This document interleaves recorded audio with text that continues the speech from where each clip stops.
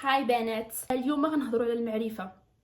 المعرفة هي الخطوة الأولى للحرية، وهي المفتاح ديال كل شيء جميل. knowledge is power. شنو كتعني؟ كتعني أن المعرفة قوة. كيفاش قوة؟ قوة أنها كتحميك، هي الدرع ديالك، هي السلاح اللي غتسلحي به وحتى شي حد ما يقدر ياخذه منك. يعني الناس يقدر ياخذوا منك حوايجك، ياخذوا شي حاجة ملموسة، ولكن شي حاجة ماشي ملموسة بحال الأفكار والمعرفة ديالك والمبادئ ديالك امبوسيبل شي واحد يقدر ياخذهم منك. الا كنتي عندك المعرفه حتى واحد ما يقدر يقول بك، دري لا بنت لا مراه، لا في السوق لا اونلاين لا حتى شي حاجه، حتى واحد ما يقدر يسكاميك، حتى واحد ما يقدر يقول بك لا ايموشنالي لا منتالي لا فيزيكالي. نو وان كان يوز يو، حتى واحد ما يقدر يستغلك، حتى واحد ما يقدر يضحك عليك ولا يلعب عليك ولا يقول بك. مصادر المعرفه متعدده وكثيره، نذكر منها اول حاجه الكتاب كيدير 30 درهم 25 درهم 20 درهم. الروايات والكتب يعني تقدري تشري شحال ما بغيتي، 25 درهم راه والو. عنده اعذار، لا راه الحاجه صعيبه، لا حقا بعيده عليا من الدراسه، احنا ما عندناش لي سونطر اللي كيعلموا هاد اللغه، ولا ما كاينش كتوبه، ولا حقا ما نقدرش نشري كتوبه ورقيا. حتى لو ما كانش الفلوس باش تشري كتوبه ورقيين او بعاد عليك، تعمرهم بي دي اف فابور من جوجل، تقدر تشريهم بدولار من امازون ولا من شي بلاصه. يعني حتى لو شريتيهم راه رخاص، ولا ما شريتيهمش راه كاينين فابور موجودين في جوجل. ولا تقدري تسلفيهم على شي مكتبه، يعني تبغي تهزي تقراي وتردي للمكتبه، تقدري تسلفي على صحاباتك، على الناس اللي كتعرفيهم كيقراو كتوبه. سهل الحال جدا الا ما بغيتيش. كتاب خير انيس وجليس وصديق للانسان. الا ما علمك والو، نفترض حنا الروايات غير قصص، احيانا ما فيها حتى شي فائده كبيره، ولكن الفائده في الروايات كتبقى علم البديع. كيعلموك تسقلي اللغه ديالك، كيولي عندك التعبير، كتعرفي تهضري من الكتب، كتعرفي توصلي الفكره ديالك، تعبري على مشاعرك وافكارك حيت كتقراي الروايات مثلا. حيت الروايات كيكون فيهم الاسلوب الخبري بزاف، السردي، كتسرد وكتخبر، وكيكون فيها بزاف د الوصف والتشبيه. قوه ما كتقراي الروايات كيولي عندك هذا الاسلوب في هضرتك في حياتك الشخصيه. بلا ما نهضروا على كتب التاريخ، فاش كتقراي كتب ديال التاريخ كتعلمي من تجارب الاخرين، كتعلمي من الاخطاء ديال الماضي، داكشي اللي وقع في الماضي في التاريخ كتحاولي تعتبري منه، وكتاخدي دروس لنفسك في الحياه على بزاف ديال الحوايج.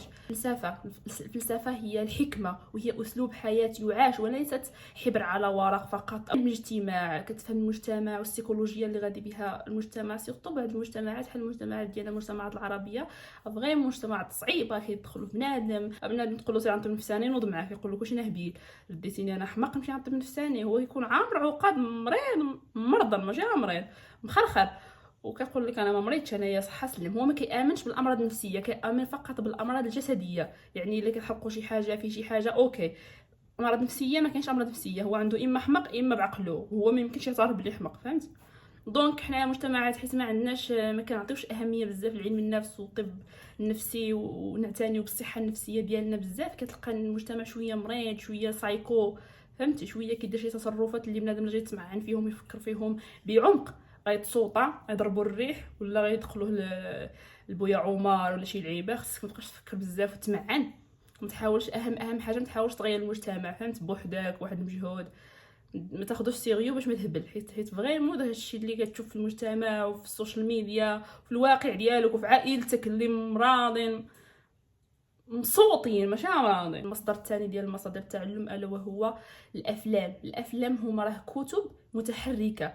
يعني ماشي جميع الافلام، اكيد كاين افلام معينه، وغنشارك معكم بزاف ديال الافلام تفرجت فيهم على علم النفس، على هذه كيفيدوا في فيديو اخر ان شاء الله. حتى هو مهم، كلشي غنشاركو معكم مستقبلا هنا في القناه.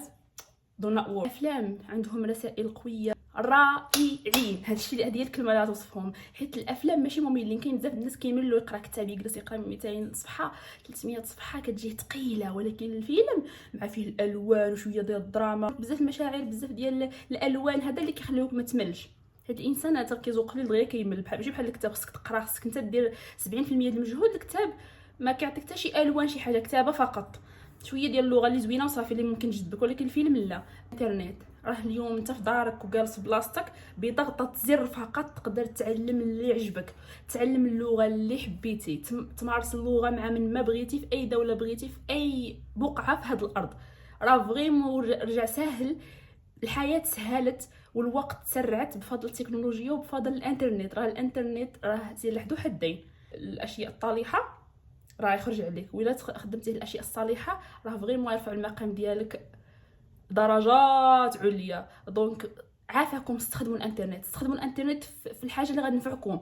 قراو فيه اللغات، هادشي كامل اللي كنهضر انا كنهضر لكم من الفابور، وهادشي انا تعلمت فيه. انا الخدمه اللي خدامها دابا تعلمتها في الانترنت، تعلمت التصوير تعلمته في يودمي، درت كورسات ايفون فوتوغرافي، ويدين فوتوغرافي، خديت دي ديبلوم من تما، خدامه بهم، كنربح منهم الفلوس الحمد لله. كنتعلم البروغرامين اونلاين، تعلمت اللغات اونلاين، وهادشي كامل فابور بلا درهم بلا جوج. وحتى لو شي مره كنخلص، شي مره كنشري شي كورس، يعني ماشي ديما 0 درهم ولكن ماشي غالي، 20 دولار صراحه. انا شي مره شي ديزابليكاسيون كنستعملهم كنخلصهم 5 دولار، داكشي 10 دولار ماشي غاليين، ولكن راه فريمون كنبقى نقول في خاطري راه كتستاهلوا كثر. راه فريمون واخا ب 50 دولار راه رخيص، هاد لابليكاسيون واخا ب 100 دولار راه رخيص، مفيد وكيعلم وعملي وزوين وكيفيدك لدرجه انك كتبقى تضحك على الناس اللي باقي كيمشيو يشدوا الطاكسيات والطوبيسات ويمشيو مع التلفين شي سونطر باش يقرا ساعه في السيمانه لواحد اللغه اللي اصلا ديك القرايه محنسره وديك السونطر محنسر، وكيخلص مثلا 800 درهم. انا كنبقى I was like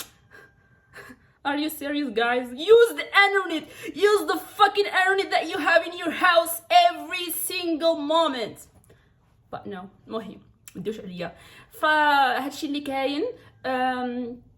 سيلفو بلي استعملوا مصادر المعرفه اللي متوفره اللي سهل تستعملها، وتعلموا تعلموا تعلموا تعلموا. تعلم فليس المرء يولد عالما وليس اخو علم كمن هو جاهل.